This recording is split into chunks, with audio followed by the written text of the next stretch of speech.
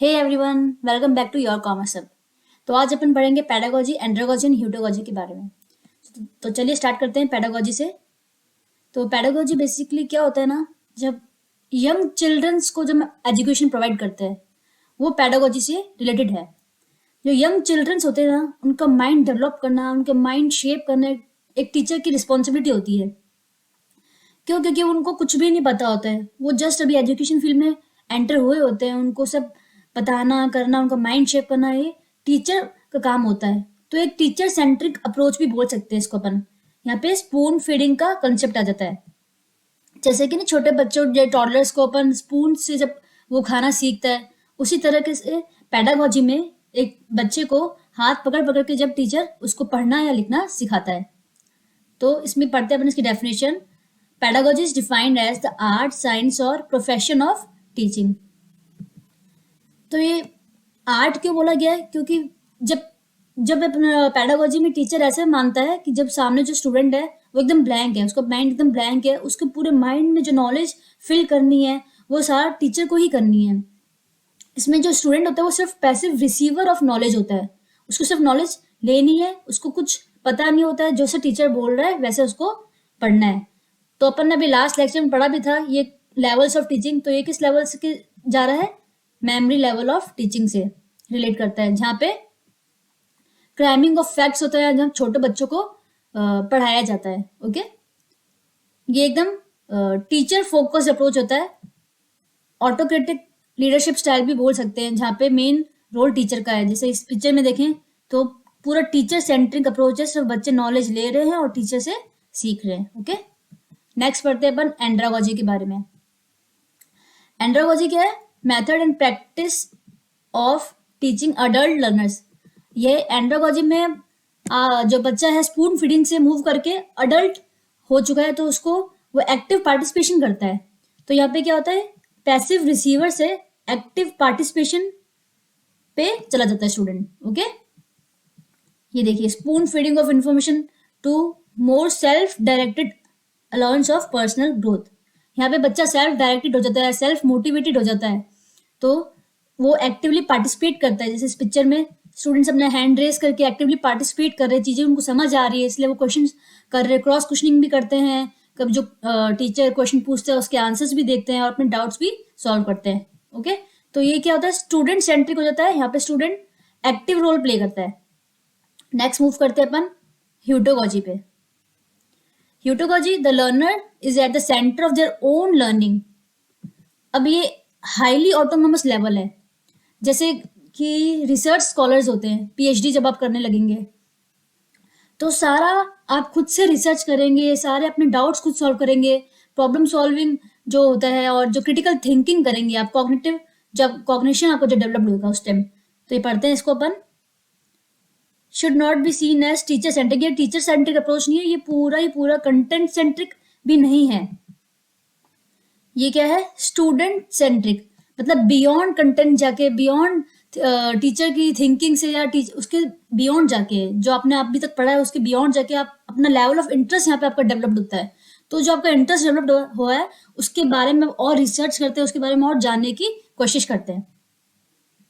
The heterogogical approach recognizes the need to be flexible in the learning, where the educator provides resources but the learner designs the curriculum by negotiating the learning। ठीक है, सारा जो आपका है ना सब आप खुद अपने हिसाब से करते हैं, क्योंकि आप सब्जेक्ट सेंट्रिक छोड़ के, मतलब अपने जो टॉपिक होता है ना उस पर एक रिसर्च करते हैं। तो जो सा आपको इंटरेस्ट है उसके थ्रू आप वो आगे बढ़ते हैं। ओके, चलो नेक्स्ट चलते हैं। अब ये तीनों को कंपेयर करते हैं अपन। ठीक है, तो जो लेवल 1 होता है ना, ये less learner maturity and less autonomy required. मतलब यहाँ पे इतना ऑटोनॉमी नहीं होती स्टूडेंट के पास, क्योंकि ये टीचर सेंट्रिक अप्रोच होता है। पेडागोजी क्या होता है? टीचर सेंट्रिक अप्रोच होता है। मेन रोल यहाँ पे टीचर का होता है। तो यहाँ से पेडागोजी से ह्यूटोगोजी में जाते तक टीचर का रोल कम होता जाता है और ऑटोनॉमी बढ़ती जाती है, क्योंकि यहाँ पे स्टूडेंट क्या हो जाता है? सेल्फ सेंट्रिक हो जाता है। ओके, और यहाँ अगर अपन देखें, less instructor control and less course structuring required. मतलब इस लेवल पे ह्यूटोगोजी पे जब आप खुद सब करने लगते हैं, खुद के डाउट्स खुद सॉल्व करने लगते हैं, रिसर्च करने लगते हैं, तो आपको इतना टीचर की जरूरत नहीं पड़ती है। और पैडागोजी में यहाँ पे टीचर का रोल ज्यादा होता है। एक चीज और है, प्रॉब्लम सॉल्विंग स्किल भी नीचे से ऊपर तक इंक्रीज होती है। ओके, चलिए इसका अब अपन की पॉइंट्स देख लेते हैं, जो कीवर्ड्स आते हैं, क्योंकि ये बहुत इंपॉर्टेंट हैं कीवर्ड्स भी। अगर ये आपने अच्छे से याद रख लिए तो क्वेश्चन इजीली सॉल्व हो सकते हैं। पहले पैडागोजी के देखते हैं। पैडागोजी क्या है? Teacher centred, subject centred. Teacher role क्या है? एक्टिव होता है, और स्टूडेंट का रोल पैसिव होता है। अभी मैंने बताया था स्टूडेंट क्या होता है? पैसिव लिसनर ऑफ नॉलेज होता है, पैसिव रिसीवर ऑफ नॉलेज होता है। स्टूडेंट पूरा डिपेंड होता है टीचर पे, और ये एक्सटर्नली मोटिवेटेड होता है। इसको जो स्टूडेंट होता है, छोटा बच्चा होता है, उसको अब इंटरनली तो मोटिवेशन नहीं आएगा ना कि मुझे आज ये कर दूंगा, मैं वो कर दूंगा। जो जैसा टीचर पढ़ा रहा है, जैसा टीचर उसे मोटिवेट कर रहा है, जितना टीचर बोल रहा है उतना ही वो पढ़ता है। तो लेवल ऑफ टीचिंग की बात करें तो ये मेमोरी लेवल हो जाता है, और लीडरशिप की बात करें तो ऑथोरिटेटिव या ऑटोक्रेटिक जो लीडरशिप स्टाइल होता है वो इसमें फॉलो होता है। ओके, एंड्रोगोजी की देखें तो लर्नर सेंटर होता है। यहाँ पे अडल्ट लर्निंग वाला कॉन्सेप्ट दिया जाता है। एंड्रोगोजी से आप अडल्ट याद कर सकते हैं, ए से ए। ओके, तो ये क्या होता है? Self directed learners, process negotiation होता है, टीचर सपोर्ट एंड फैसिलिटेशन। मतलब टीचर का सपोर्ट तो यहाँ भी रहता है, लेकिन स्टूडेंट ज्यादा एक्टिव रोल प्ले करता है। स्टूडेंट इंडिपेंडेंट हो जाता है एक तरह से। लर्नर्स की जो स्टूडेंट की ऑटोनॉमी है वो यहाँ पे इंक्रीज होती है। बताया था ना यहाँ से कि यहाँ से यहाँ तक जाने में ऑटोनॉमी इंक्रीज होती है, और टीचर का रोल डिक्रीज होता है। ओके, लर्नर्स रोल एक्टिव है, और अडल्ट लर्निंग वाला कॉन्सेप्ट इधर आ जाता है। जो अडल्ट होता है ना, सेल्फ मोटिवेटेड होता है या इंटरनली मोटिवेटेड होता है।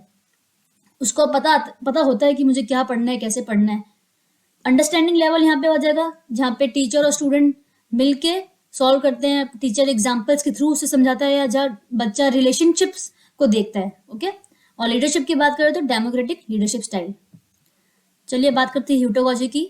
ह्यूटोगॉजी हाईली ऑटोनोमस है, ये बिल्कुल ऑटोनोमस नहीं होता है।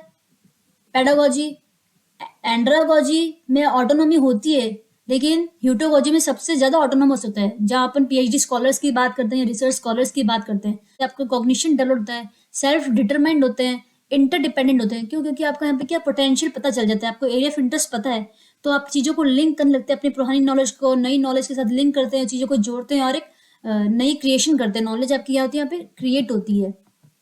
जहाँ बियॉन्ड कंटेंट जाके सोचते हैं। नॉन टीचर सेंटर्ड अप्रोच है। क्यों? क्योंकि यहाँ पे टीचर का रोल नहीं होता है, टीचर पैसिव होता है या एकदम नीली होता है। टीचर तो मान लो एकदम नीली होता है यहाँ पे, क्योंकि ये पूरा स्टूडेंट सेंट्रिक अप्रोच है। ठीक है, explore and learn from self chosen and self directed action. अब इसका क्या मतलब है? जब आपने अपना एरिया ऑफ इंटरेस्ट चूज किया, आपने टॉपिक चूज किया कि किसके ऊपर आपको और स्टडी करनी है, किसके ऊपर आपको रिसर्च करना है, तो उसके ऊपर आप और एक्सप्लोर करते हैं, उसी के ऊपर आप और लर्न करते हैं, जिससे आपकी क्या होती है? नई थ्योरी डेवलप होती है या नया नॉलेज क्रिएट करते हैं आप। लेवल ऑफ टीचिंग की बात करें तो ये रिफ्लेक्टिव लेवल है, जहाँ पे कॉग्निशन डेवलप होता है, प्रॉब्लम सॉल्विंग स्किल्स डेवलप होती हैं, आप सेल्फ डिपेंडेंट हैं और अपने डाउट्स खुद सॉल्व करते हैं, चीज़ों को खुद सर्च करते हैं। लेजेस फेयर है, फ्री रेंज लीडरशिप स्टाइल यहाँ पे फॉलो होती है, जहाँ लीडर का स्टाइल एकदम मिनिमम होता है, आपको फुल ऑटोनॉमी होती है, और डबल लुक लर्निंग वाला कॉन्सेप्ट इधर आता है। ओके, चलो इस टॉपिक को यहीं वाइंड अप करते हैं, तब तक के लिए बाय बाय।